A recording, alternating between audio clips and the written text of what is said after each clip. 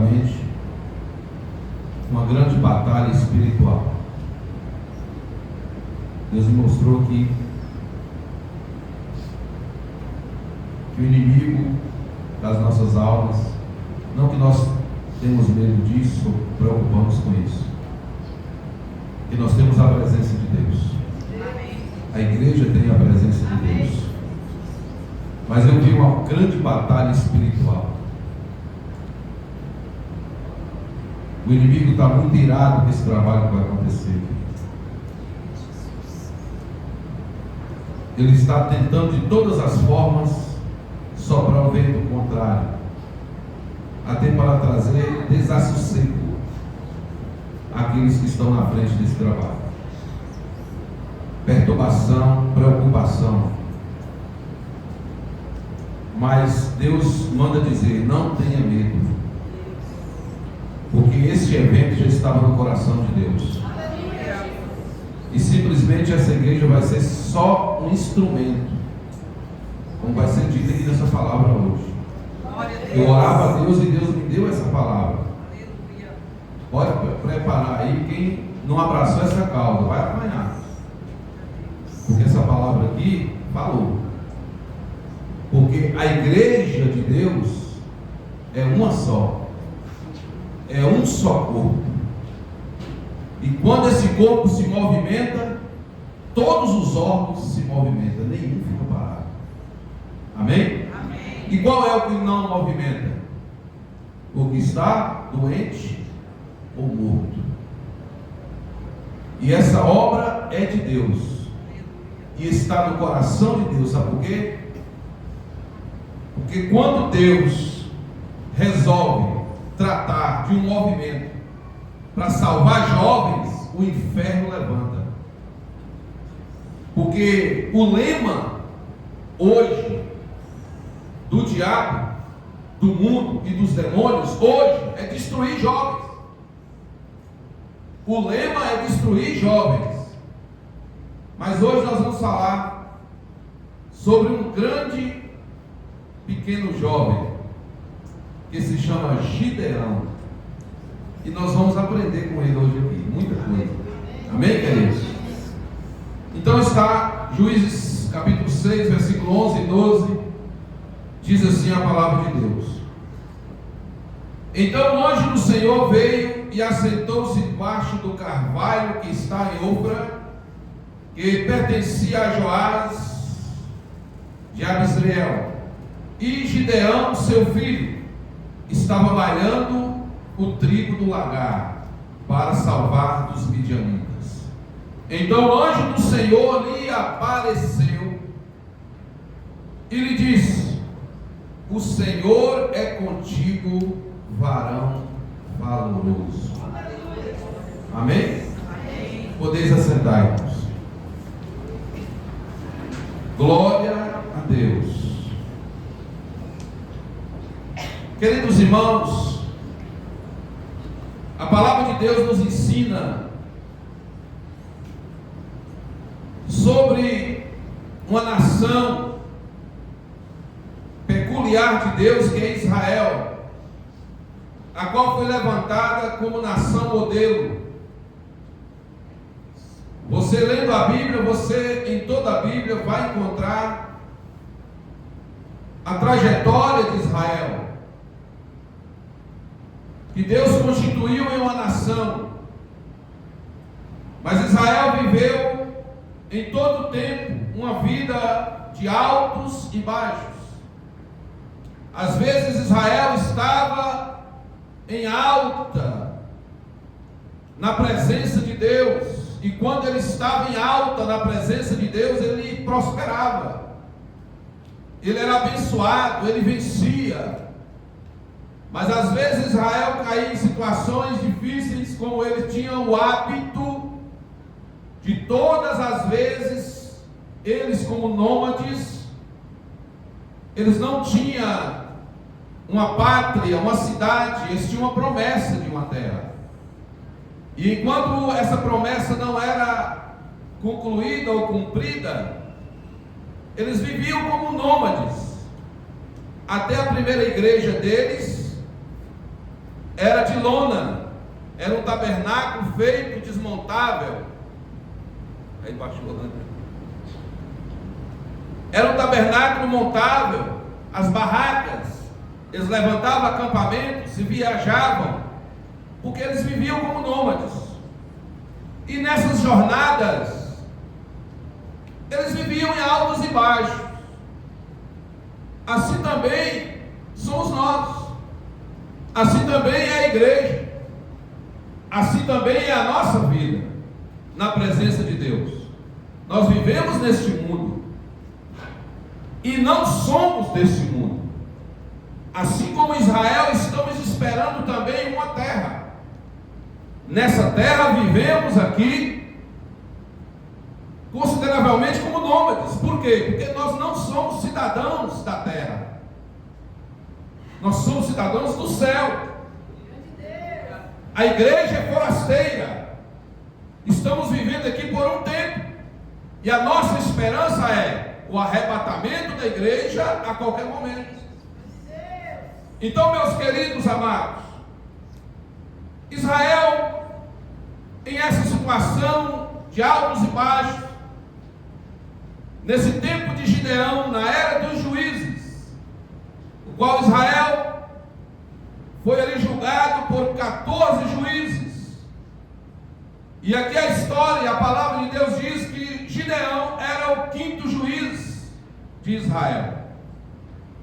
E nessa época, antes de Gideão receber o cargo, a responsabilidade de juiz, ele ainda era jovem.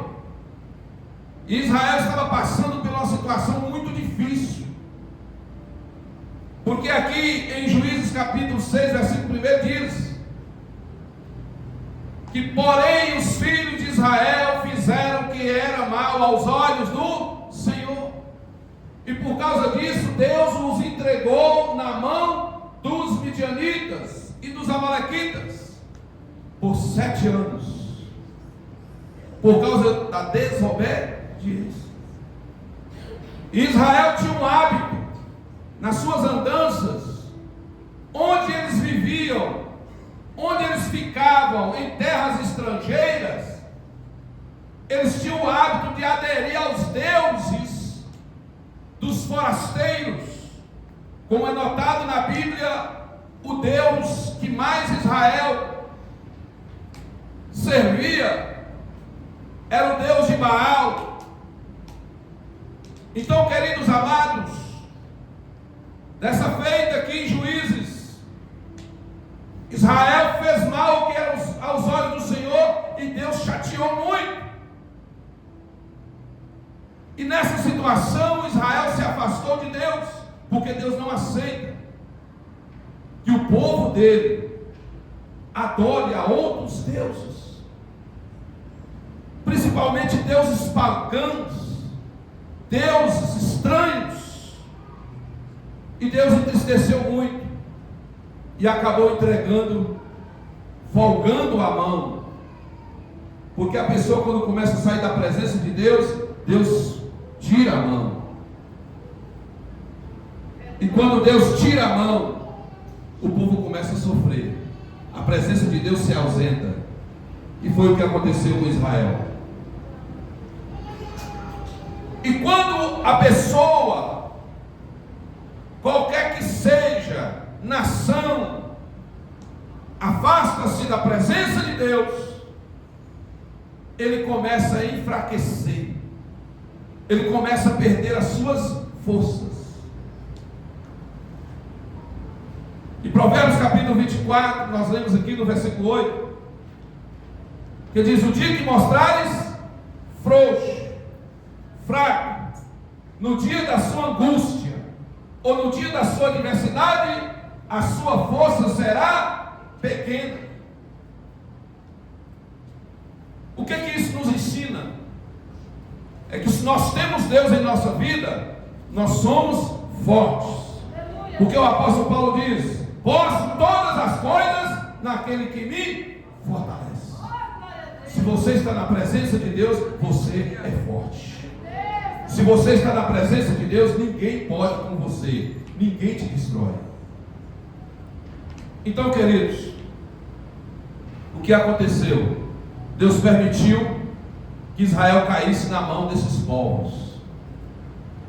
E a Bíblia diz que além dos amalequitas e dos midianitas, vieram também os do Oriente. 3 nações opressoras de Israel. Israel passou a ficar com medo. E é interessante que os nossos inimigos, eles não têm prazer só de tomar o que a gente tem. A intenção dos nossos inimigos é tomar para te enfraquecer, para te entristecer, para ver você derrotado. A intenção do inimigo não é tomar o que você tem, porque ele também tem, mas ele quer tirar de você para ver você triste, para ver você cabisbaixo, derrotado, para ver você lá embaixo. Era assim que os midianitas e os amalequitas faziam com Israel. Mas quem eram os amalequitas? Quem eram os midianitas? E quem era este povo do Oriente? Eram 3 nações opressoras. Mas quem era esse povo? Esse povo representa algo que serve de exemplo para nós hoje. Os amalequitas eram parte da família de Israel, porque os amalequitas eram descendentes de Amaleque. Amaleque era neto de Esaú, que era filho de Jacó, o qual é Israel. Opressores que vieram da própria família. Midianitas eram os inimigos de Israel de fato. Quem eram os midianitas? Eram os descendentes de Midian, o qual o sogro de Moisés era um midianita. E esses midianitas eram da descendência de Cush, dos cuxitas, que vieram lá da Torre de Babel, descendentes de Nimrod. E quem era Nimrod? Nimrod era da descendência de Cã, filho de Noé, o que foi amaldiçoado. E os do Oriente? Não era nada mais, nada menos do que os oportunistas. Quando vem levante, aleluia, da própria família, levante do inimigo, a gente olha, eu tenho 2 inimigos. Eu tenho um inimigo que de fato foi meu inimigo toda a vida. Tem outro inimigo que veio da minha própria família e veio do Oriente, que são os oportunistas, que vê você fraco, viu o seu inimigo lá no seu arraial, veio como oportunista e também achando você fraco, tomou posse da sua terra. E você sabe o que eles faziam?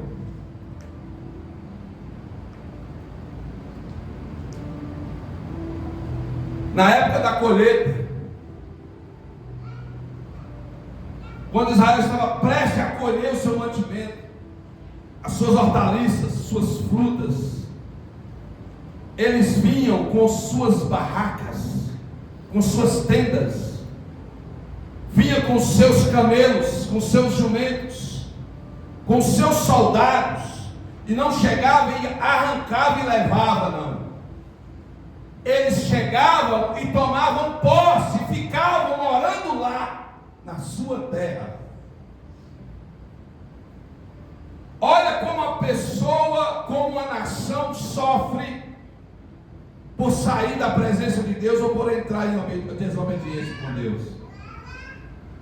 E aí, pastor, o que fazia? Além de Israel ver aquelas 3 nações opressoras subjugando Israel, tomar posse da sua posse da sua terra, das suas hortaliças, dos seus frutos, comerem ali. E depois que comer, carregar para os seus lugares. Israel não poder fazer nada, porque ele não tinha força, não tinha a presença de Deus. E esse povo passou a viver atrás das montanhas, nas cavernas, humilhados, subjugados, com medo. Mas uma coisa acontecia, que quando a pessoa entra em sofrimento, pastor Gildo, ele pelo menos ora, ele pelo menos clama. E Israel passou a clamar a Deus, passou a clamar ao Senhor, para que aquela situação terminasse. E a Bíblia diz que Deus ouviu o clamor de Israel, e lá mandou um profeta. Está dizendo aqui a palavra de Deus. Lá mandou um profeta e falou para eles que Deus nunca tinha abandonado eles. Deus tinha feito eles atravessar o mar vermelho, acompanhou eles no deserto, deu posse para eles na terra prometida. Mas eles voltaram as suas atenções aos deuses estranhos, passaram a adorar aos deuses estranhos, e contrariou a vontade de Deus. Por isso que eles estavam sofrendo. Mas Deus tomou uma atitude através desse anúncio desse profeta, e desceu na terra para resolver esse problema. Aleluia. Só que Deus não foi lá nas cavernas, Deus não foi lá além das montanhas onde o povo estava. Deus foi no arraial. E quando chegou no arraial, encontrou lá um personagem malhando trigo no lagar. Chegou lá e ele viu aquele personagem por nome Gideão. Não se sabe quanto tempo Gideão estava ali, ou quanto tempo ele ia ali diariamente. Mas para quem conhece e sabe o que é lagar, todo mundo sabe que um lagar é um recipiente quadrado, declivado, com a bicazinha, um galão do lado, para espremer, malhar uvas, e o caldo da uva, o vinho descer, ou então azeitonas. Mas por que Gideão estava malhando trigo no lagar? Não se malha trigo no lagar, se malha trigo na eira. Eira é como um quintal, um terreiro de café, onde se malha também o café. E o trigo era malhado na eira. Mas Gideão estava malhando o trigo no lagar. Por quê? Porque Gideão estava ali representando muita coisa. Não tinha ninguém, só ele estava lá. Só ele estava malhando o trigo. Por quê? O trigo eram os molhozinhos pequenos que ele conseguia do que sobrava dos seus inimigos. Ele ia lá e pegava o resto e malhava ali aquele pequeno molho ali de trigo no lagar. E aquilo ali ele fazia a farinha, fazia o seu bolo, aleluia, e levava para a sua casa.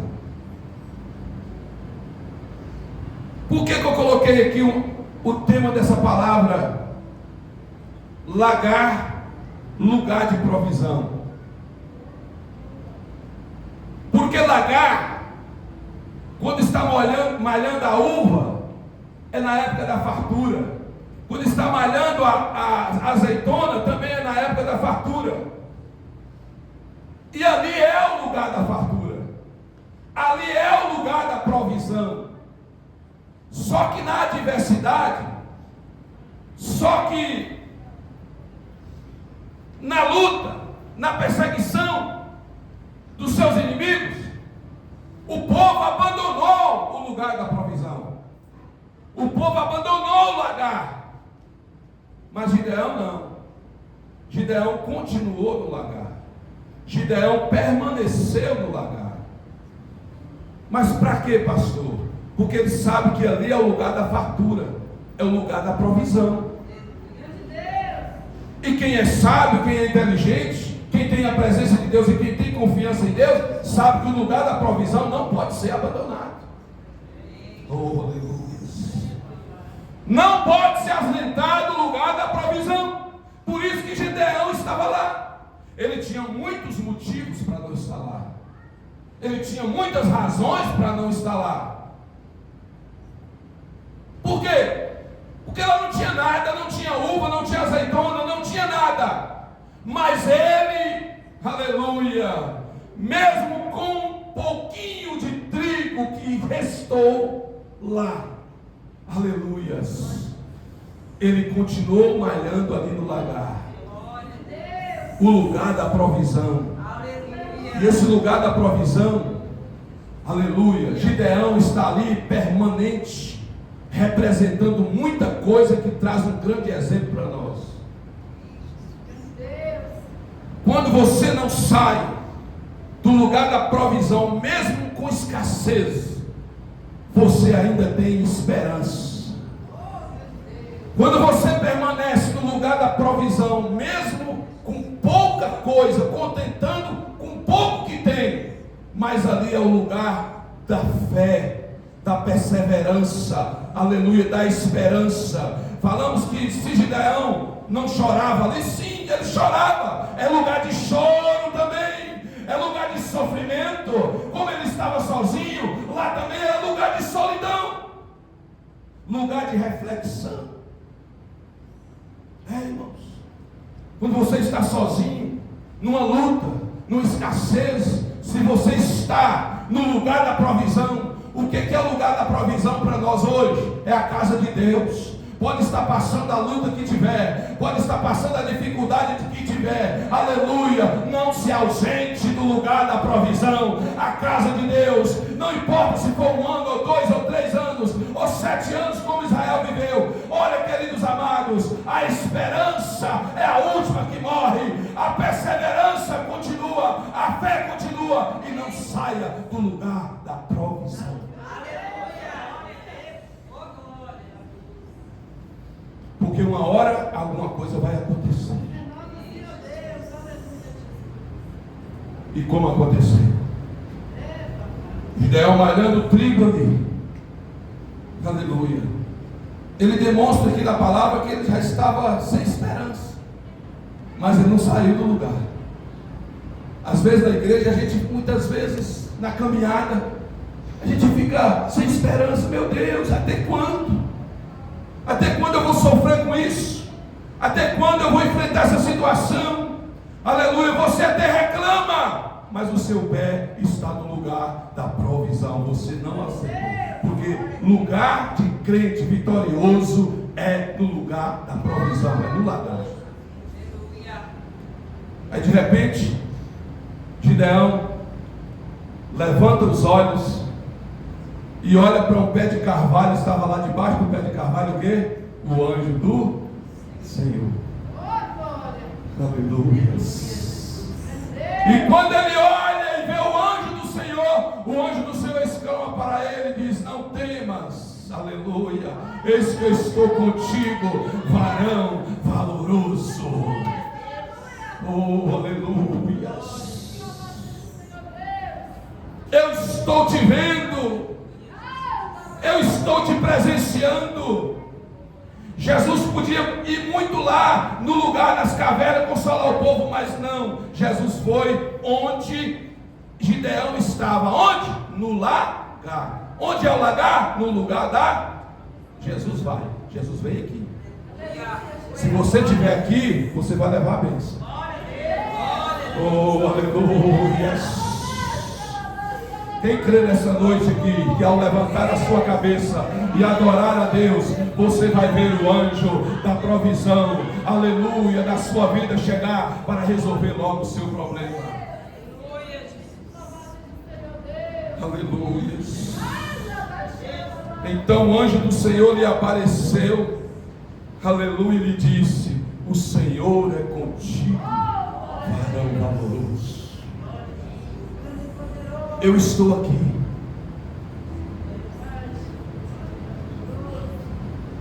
Ele acreditou? Não acreditou. Ele não acreditou. 7 anos de sofrimento. Às vezes quando Deus aparece, a bênção chega, você fala: não, mas é muita bênção, é muita coisa para parecer verdade. Eu preciso saber se realmente é o Senhor. Outro exemplo maravilhoso, sabe o que Gideão fez? Pegou a única farinhazinha que tinha lá, do molho de trigo que ele malhou. Pegou lá também o seu cabrito. Cozinhou o cabrito, fez um caldo, fez um bolo. Aleluia. E falou: está aqui esta oferta ao Senhor. Se o Senhor receber a minha oferta, a única coisa que eu tenho, se o Senhor receber, eu sei que o Senhor está comigo. Aleluia. Ele colocou lá, e o anjo tocou o cetro, e naquela hora o caldo, a carne e o pão pegou fogo. E ele viu que era Deus que estava ali na sua frente. E ele falou: eu vim para salvar o teu povo. Eu vim para salvar o meu povo. Queridos amados, eu quero dizer uma coisa para vocês. A palavra de Deus diz que o anjo falou que o povo de Israel seria salvo, seria livre dos midianitas, através dele, através de Gideão, porque ele era persistente, ele era insistente, perseverante e não perdeu a fé. Deus está de olho nessas pessoas. Quando Deus vem para resolver o problema na obra de Deus, quando Deus vem para resolver o problema na casa de Deus, primeiro Deus decreta a vitória e depois ele sai procurando, aleluia, quem é o instrumento que ele vai usar, aquele perseverante, fiel, que ele vai usar para fazer a diferença diante de toda a igreja. Deus procura os fiéis, aleluia. Deus procura os perseverantes. Deus não quer saber daqueles que ficam atrás das cavernas. Deus não quer saber daqueles que vivem nas cavernas ou atrás das montanhas. Deus quer saber daquele que está perseverante, aleluia, esperando a qualquer momento o anjo aparecer e dizer: o Senhor é contigo, varão valoroso, varão valoroso. Gideão tinha muitos motivos para desistir. 1000 motivos ele tinha para desistir, mas com sua perseverança ele teve um encontro com Deus. E eu quero dizer uma coisa para vocês aqui. Ele não acreditou, ele se sentiu incapaz, se sentiu fraco. Quando Deus falou que através dele o povo de Deus ia ser salvo, ia viver livre, ele falou: quem sou eu, Senhor? Eu sou o menor da casa do meu pai.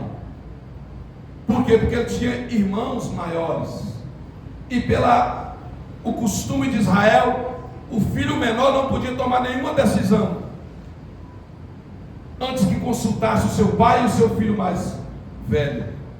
E ele falou: sou o menor da casa do meu pai. Mas Deus falou: foi você que eu escolhi, e através de você eu vou revolucionar, aleluia, eu vou dar vitória ao meu povo.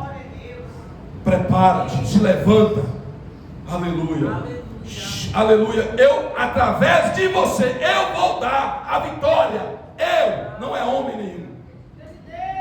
Sabe o que Gideão fez?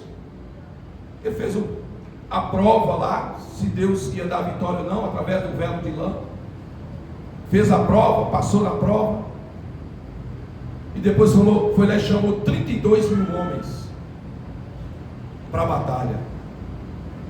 Quando chegou ali, 32.000 homens, ele sabia o número do exército dos midianitas. Era 400 mil. O que valia, pastora Lúcia, 32 mil homens diante de 400 mil inimigos. Aí, para surpresa de Gideão, quando os soldados chegaram, Deus chegou para Gideão e falou assim: quantos tem aí, Gideão? 32 mil, Senhor. Ainda é muito. É muita gente. Irmãos, quem tem fé em Deus tem que acreditar que Deus é o Deus do impossível e Deus é o Deus que contraria as faculdades humanas, a vontade humana. Eu quero saber de você, Gideão. Aclama para eles aí, dizendo o que eles vão enfrentar. Eles vão enfrentar 400 mil homens. Aí Gideão falou: nós vamos enfrentar os midianitas e os amalequitas e o povo do Oriente. Uns riram, porque não tinha mais esperança, não tinha mais fé em Deus. E aí Deus falou assim: agora pergunta para eles e fala para eles que os covardes se manifestam e podem ir embora para sua casa. 22 mil covardes se levantaram e voltaram para suas casas. Ficaram 10. Aí Jesus tornou a aproximar o anjo de Gideão e diz assim: ainda é muito, Gideão. Senhor, 10 mil ainda é muito. Ainda é muito. Mas faça prova. Eu sei que eles são corajosos. Vai com eles até o ribeiro. Lá eu vou fazer uma prova com eles. Aquele que chegar como um cão e colocar a boca na água e beber, você separa para um canto. Aquele que pegar, ajoelhar e pegar água e colocar na boca e olhar para um lado e para o outro, você separa para o outro lado. Aí Gideão viu, ao chegar na beira do rio, 9.700 homens abaixaram como cão e pegaram a água e bebeu água como cão, e só 300 levaram a mão na boca. Gideão olhou assim e falou: o que vai ser? Vai ser os 9.700? O anjo chegou para ele e disse assim: dispensa os 9.700, deixa só os 300. Eles são corajosos, mas não estão preparados para a batalha. O que o senhor quer dizer com isso, pastor? Há 3 tipos de pessoas, há 3 tipos de personalidade e comportamento. Primeiro, os covardes. Segundo, os corajosos, mas não preparados. Terceiro, os não preparados, mas escolhidos. Oh, aleluia. Os covardes voltaram, os corajosos foram, mas despreparados. O que o senhor quer dizer com isso, pastor? Existe no nosso meio covardes, que são omissos. Tudo que vai fazer, ele só vai lá ver o que é para fazer, mas ele não tem coragem de entrar e tomar a causa. Quando fala o que é para fazer, ele volta para trás. Ele não quer fazer. Outros se acham que tem competência, acham que é corajoso e quer ir, né?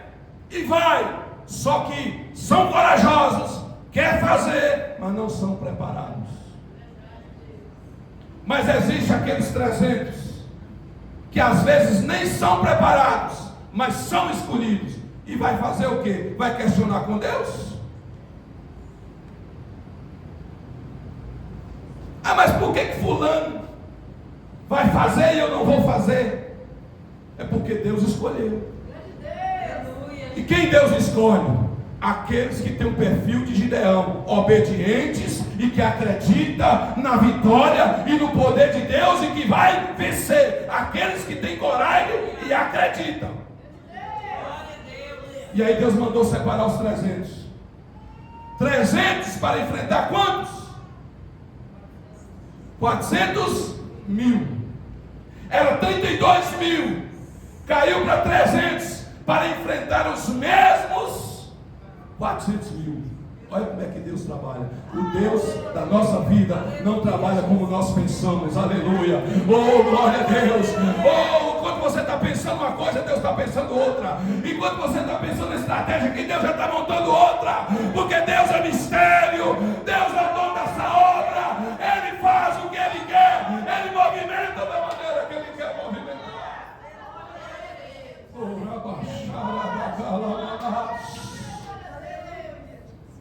Deus não conta com covardes.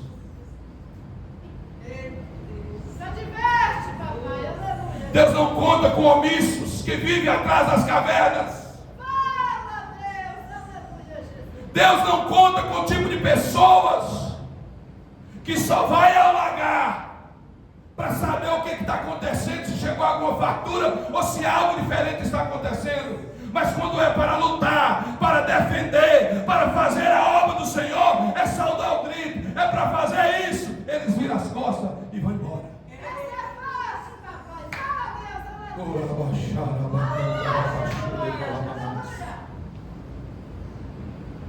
A obra de Deus, a igreja de Deus é um corpo. E nós somos os seus membros em particular. Quando um membro sofre, o outro sofre com ele. Quando uma mão suja, a outra mão ajuda a lavar aquela mão suja. Quando um sente dor, os outros sentem dor. A pessoa quando sente dor na cabeça, ele faz o quê? A mão aqui, ai minha cabeça. O outro está compadecendo, ai minha cabeça. Ai minhas costas. Porque o corpo é um só. E aquele que está no corpo, aleluia, e não quer assumir a dor do corpo, não quer enfrentar a dificuldade do corpo, o trabalho do corpo, para o corpo ser um vencedor, ele não é digno de permanecer no corpo. Por que, queridos? Porque Deus não conta com covardes. Deus não conta com omissos. Deus não conta com pessoas que são assistentes. Tem pessoas que são perseverantes, trabalhadores. Aleluia. Tem pessoas que assumem a causa. Tem pessoas que abraçam a causa, amem a causa. Oh, esses são os participantes. Mas tem aqueles assistentes que ficam de fora para ver o que vai acontecer, o que você vai fazer. Deus não conta com esses. Por isso que Deus fala que a sua vitória não vai ser por mão de homens. Sou eu quem vai dar. E eu não preciso de ninguém para dar vitória ao meu povo. Eu não preciso de homem, eu não preciso de exército. Eu tenho a minha estratégia para trabalhar. E aí o que Deus falou para Gideão? Gideão triste. Senhor, 300. Eu já não te falei, Gideão. Confia em mim. Continue confiando, como você sempre confiou naquela solidão lá do lagar. Eu cheguei para resolver o problema. Calma. Mas eu estou sozinho, Senhor. É desse jeito que eu gosto. Quanto mais você fica sozinho, desprezado, às vezes abandonado, é que Deus gosta. Ele está lá dizendo: varão valoroso, eu estou contigo, aleluia. Não espere em homem, espere por mim. Eu tenho a estratégia, eu tenho a maneira para te dar vitória. Pois bem, o que aconteceu? Passaram o ribeiro, passaram a fonte. Os 9.700 voltaram e os 300 seguiram com Gideão. Aí Deus falou assim: ó, coloca uma buzina e uma tocha na mão de cada um. 300 buzinas e 300 tochas. E você manda levar cada um pote de barro, um cântaro com combustível dentro, para a chama continuar acesa, para na hora certa vocês meterem a tocha e acender. E depois vocês podem quebrar o cântaro. Na hora certa. Faça o que eu estou mandando. Faz o que eu estou ordenando, que vai dar certo. Sabe o que é isso? O que é isso, pastor? Presença de Deus, direção de Deus. Faça aquilo que Deus está te mandando fazer, que no final vai dar tudo certo. Quem crê que vai dar certo aí? Quem crê que está fazendo a vontade de Deus? Se você crê, você diz: Senhor, eu creio que vai dar tudo certo. Vai dar certo na tua casa, vai dar certo na tua família. Oh, aleluia, vai dar certo no seu propósito, vai dar certo no seu negócio, vai dar certo no seu comércio, vai dar certo na tua casa, vai dar certo na tua família. Crê em Deus, Ele tem a estratégia. Aí subiram. Quando chega lá, com as buzinas, com os cântaros e com as tochas, Deus fala para Gideão: pega esses 300, faz 3 esquadrões, põe 100 de um lado à direita, 100 no meio, é fila paralela, e 100 na esquerda, todos em posição de soldado, com a chama, com a tocha, com a buzina de chifre na outra mão e os cântaros. E na hora certa eu vou mandar vocês avançarem. Aí de repente eles tinham uma mania de espiar a terra. Aí mandaram um espia lá e viram um midianita e uma amalequita conversando. E o midianita falou assim: olha, eu tive um sonho essa noite. Que sonho foi esse? Eu vi um pão torrado entrando aqui e acabando com todo mundo.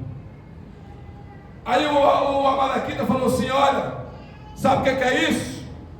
Isso é um sinal que nós já sabemos que Gideão já está armando alguma coisa lá, e que Deus está com Gideão, e nós vamos ser destruídos.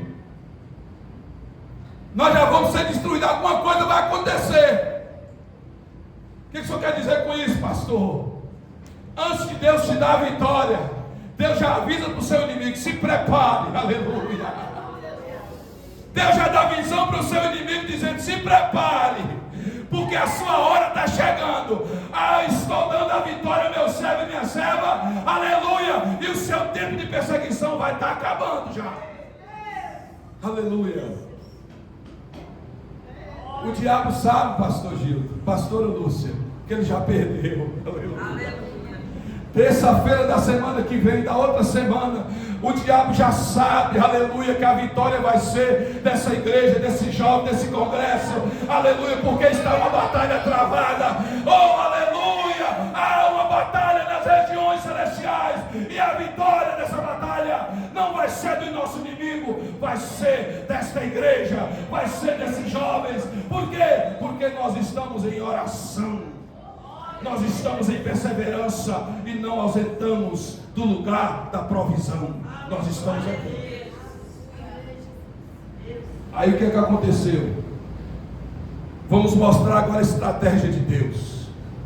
Era quantos homens estavam lá embaixo? 400.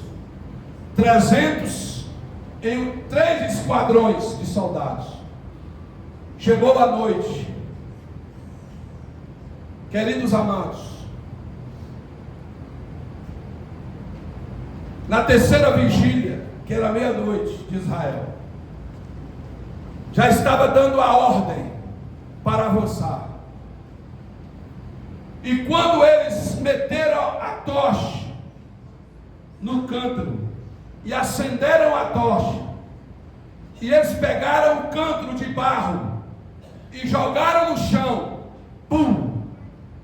E começaram a gritar: espada do Senhor e de Gideão, espada do Senhor e de Gideão. 300 homens com esta voz. E lá na região onde eles estavam, era uma região que onde alguém falava, gerava um eco. Olha aí. Eles falavam e aquele eco se multiplicava.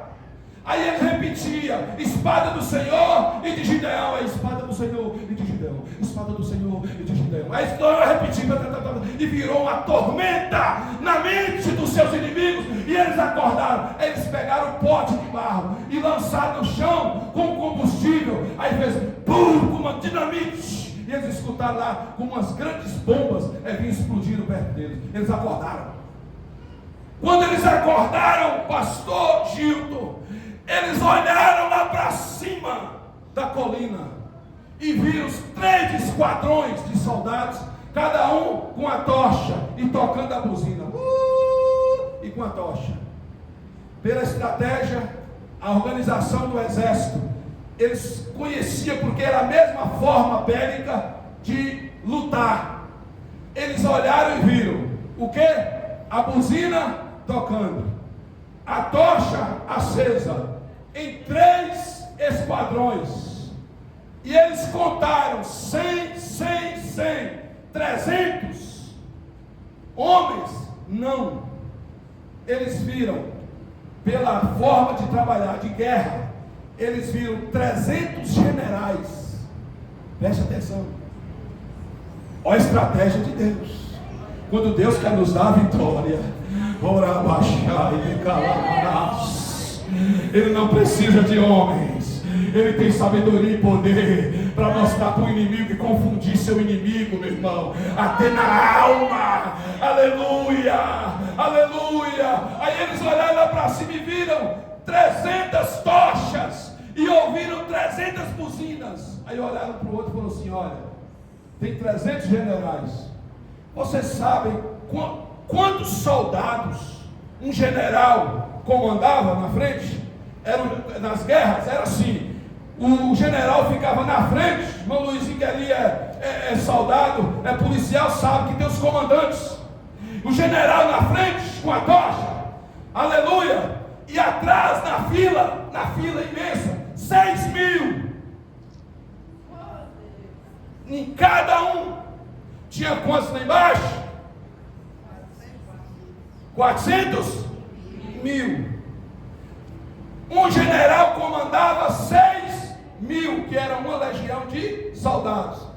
300 vezes 6.000, 1.800.000 soldados. Eles falam: nós estamos perdidos, acabou a brincadeira. Acabou a brincadeira. Como é que é esse negócio? Olha, vem 1.800.000 soldados nos atacar.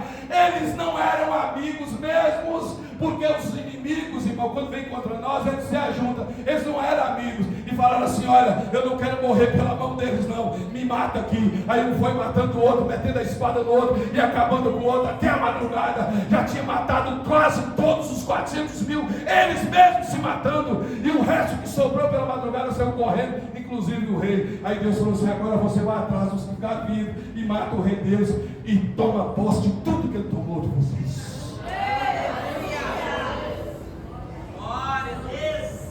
Gideão foi lá e matou o rei dos midianitas. Aleluias. Acabou com eles. Quando voltou lá, irmãos, estava lá os jumentos que eles tinham roubado, os camelos que eles tinham roubado, os cavalos, os trigos, as frutas, as uvas, tudo intacta. Aleluia. E Deus falou assim: agora você pega e leva para aquele povo ingrato lá, covarde, e mostra para eles que eu não preciso deles para dar vitória ao meu povo, porque eu sou Deus, aleluia, que rege a terra e que dá vitória ao meu povo. Fica de pé em nome de Jesus.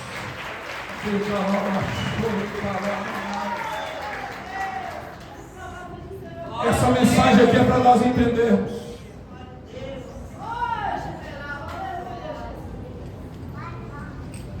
que nós devemos confiar em Deus em todo tempo, não duvidar, não esconder da luta.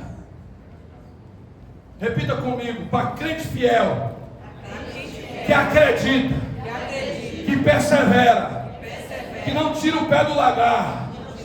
Oh, aleluia, Deus tem a providência. E diga comigo: por isso que eu não vou o meu pé do lugar da provisão, porque eu já vejo a minha vitória chegando. Meu inimigo já está com medo. Aleluia. O meu inimigo já está tremendo, porque eu sou Gideão, espada do Senhor e de Gideão. Aleluia. Está conosco, pastor Gildo, está com essa igreja, está com você, porque o inimigo não vai poder estar lutando contra ou derrotando tua família. Por quê? Porque a espada do Senhor está lá na tua casa. Você quer vencer seu inimigo? Não vá contra ele, não. Coloca Deus na frente. Oh, aleluia. Simplesmente faça a obra. Simplesmente faça aquilo que a igreja necessita de fazer. E Deus manda dizer aqui nessa noite que essa festa Conjurbam é anunciada jovens, jovens, jovens. Mas Deus manda dizer que essa festa não é somente dos jovens. Essa festividade é da igreja, é de Deus, é do povo, é nossa. Não seja simplesmente ouvinte, assistente, mas seja participante. Tome essa causa. Vem soldados aí para somar. Vem soldados para assistir. Assistir o quê? O que vocês vão fazer. O que essa igreja vai fazer. Quando nós vamos lá, eles fazem e nós assistimos. Eles cozinham e nós comemos. E só Deus sabe o que eles sofrem lá para receber a gente. Só Deus sabe o que eles passam, a dificuldade que eles passam. Tem cidade pequena que faz isso, que recebe esse conclave e muitas vezes não tem condições. E a gente sai daqui e vai para lá sem saber de nada do que eles passaram, mas vamos só como assistentes. E agora é a nossa vez. Diga para o seu irmão que está do seu lado: agora é a sua vez. Não fique de fora. Pode falar para o seu irmão: agora é sua vez. Não fique de fora, porque Deus não conta com covarde. Não conta com covarde.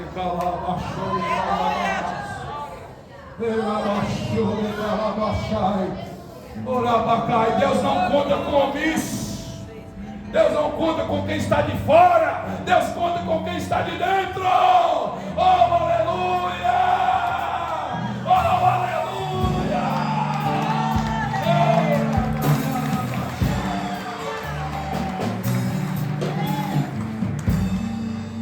Você é muito importante para Deus. O que o pastor Gildo, a pastora Lúcia estão passando aqui, eu já passei. Eu tive o privilégio de comemorar os 50 anos da Assembleia de Deus em Pedra Azul. Quando assumi a presidência, logo veio a data de se comemorar os 50 anos. Eu estava recém-chegado. A minha posse foi recente. E logo veio a data para eu fazer os 50 anos. E não podia passar em branco 50 anos, o jubileu de ouro da Assembleia de Deus de Pedra Azul. E eu olhei para minha esposa: e agora? Vamos fazer ou não vamos? Vamos. Só que eu assumi a igreja de parte de pessoas que me aprovavam e parte de pessoas que não me aprovavam. E eu quero dizer uma coisa para vocês aqui: pastor nenhum tem 100% da igreja. Sempre tem alguém que está do outro lado. Sempre tem alguém que está. Sempre tem alguém que eu não concordo com isso. Sempre tem alguém que quer fazer o papel do pastor, achando que o pastor não está fazendo direito, que ele acha que ele vai fazer, ou que ele acha que ele vai fazer melhor. E eu sofri isso. Aí sabe o que acontecia? Esse grupo todo que era contra mim trabalhou toda a festa, dentro da igreja, dentro do quarto da igreja, torcendo contra, levando contra. falando para as pessoas não fazerem, não entrar no conjunto, não participar do trabalho, não cozinhar. E eu, Senhor, eu vou fechar os meus ouvidos, eu vou abaixar os meus joelhos, mas essa festa vai acontecer. E sabe o que aconteceu? Ficou marcado. Eu fiz um desfile aqui, quem viu aqui, quem assistiu, eu fiz um desfile aqui nessa cidade. Coloquei, pastora Lúcia, crianças na frente, adolescentes, jovens, irmãs, homens, obreiros e os irmãos mesmo em geral, em cada bloco, cada um com sua faixa representando o seu bloco. E nós fizemos, e aqui nós andamos essa praça todinha aqui, ó, dizendo que a Assembleia de Deus comemora o jubileu de ouro e a vitória foi nossa. E eles ficaram tudo com a cara para baixo, dizendo assim: aconteceu, né? E para a honra e glória do nome do Senhor. Foi o mesmo que aconteceu com o Gideão. Quando o Gideão voltou lá com os mantimentos para eles, sabe o que eles disseram para o Gideão? Gideão, você também não falou nada. Se tivesse falado, a gente teria ido, não teria nada. É só gogó. É só blá blá blá.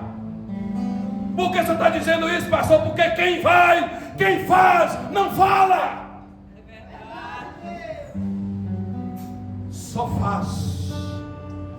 Só põe a mão no arado. Aleluia.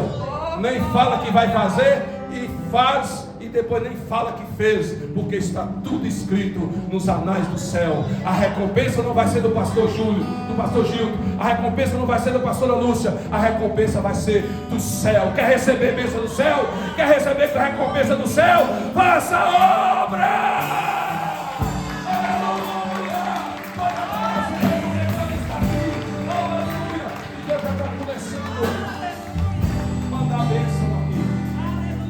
Deus está me falando que pessoas vão ser abençoadas. Que é isso, pastor? Escute. Deus acabou de me dizer aqui que tem pessoas que vão receber tanta vitória, tanto problema resolvido e tanta bênção por pôr a mão nesse arado, queridos, que você vai contar o testemunho aqui para todo mundo ver que Deus é o dono dessa obra. Quem crê que Deus está aqui? Aleluia. Pastor Gil, por favor, Senhor. A presença de Deus está aqui. Lagar, repita comigo, lagar. É lugar de provisão. Por isso que eu não saio. Por isso que ninguém me tira. Porque aqui eu vou ficar até o anjo chegar.